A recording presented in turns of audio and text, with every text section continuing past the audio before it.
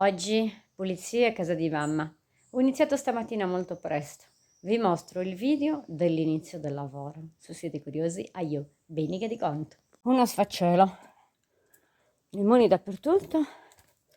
Fogliame. Schifezza dappertutto. Tra poco diventerà un gioiello. Ci vuole veramente impegno.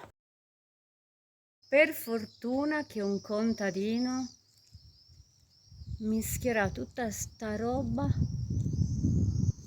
nell'orto per azzottare e concimare, altrimenti sarei stata rovinata. Queste rose hanno bisogno proprio di una bella sorbiciata. Da quelle famigerate scalette bianche o dal cortiletto. Mamma mia che fatica, c'è ancora un po' di disordine, ma ce la faremo. Insomma, queste scale bianche più di così non vengono. E questa invece è la scaletina che porta al giardino di mia mamma.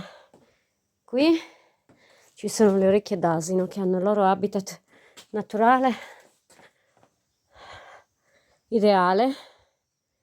Invece da questa parte c'è questa graziosa piantina che abbiamo utilizzato anche per Corpus Domini. Qui invece c'è un po' di tutto. Domani dovrei trovare tutto bello arzillo perché ho innaffiato bene. Ve lo ricordate com'era stamattina? Ho fatto tutto il cortile. Più pulite di così non vengono. Adesso è tutto bagnato e non rende bene. Ah, è cambiato?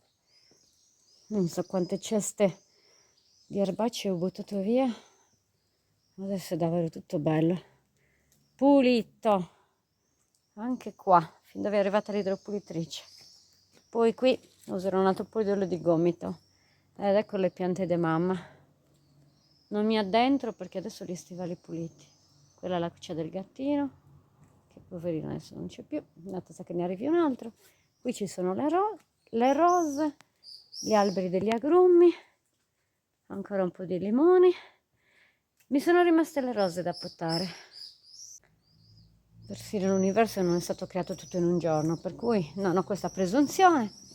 Veramente sono soddisfatta del lavoro e adesso corro a casa.